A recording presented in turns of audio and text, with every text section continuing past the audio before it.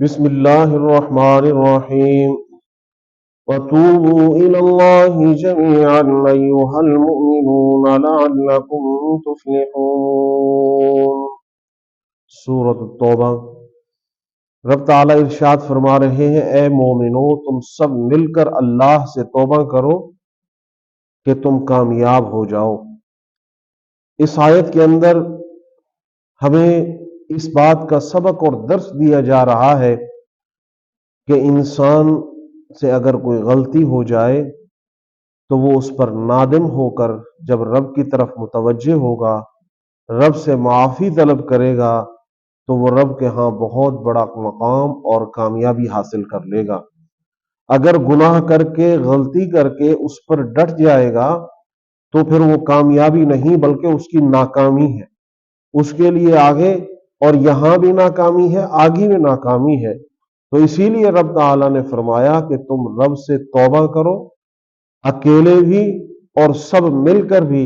اللہ سے رجوع اور توبہ کرو، تم کامیاب ہو جاؤ گے۔ توبہ کا مقصد کہ اپنے گناہ پر نادم ہو کر آئندہ یہ پکا پختہ اور مصمم ارادہ کر لینا چاہیے کہ میں دوبارہ یہ گناہ نہیں کروں گا، اور سچے دل سے توبہ کی جائے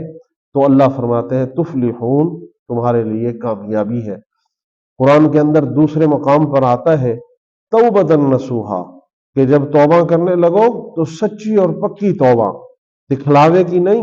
عارضی نہیں، اسی وقت جان چھڑوانے کے لیے نہیں، بلکہ مصمم اور پکا ارادہ کر کے رب سے متوجہ ہوں، رب کی طرف رجوع کریں اور توبہ کریں۔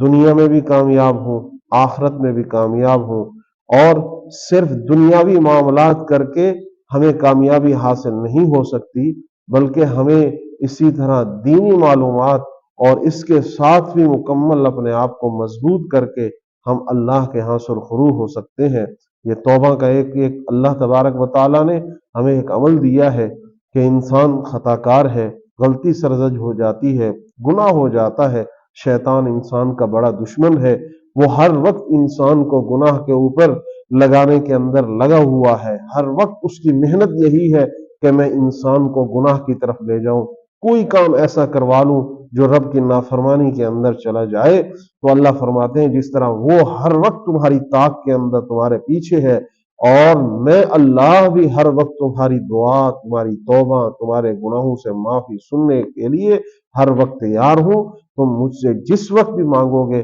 میں فوراً تمہاری توبہ قبول کروں گا، تمہیں کامیاب کر دوں گا۔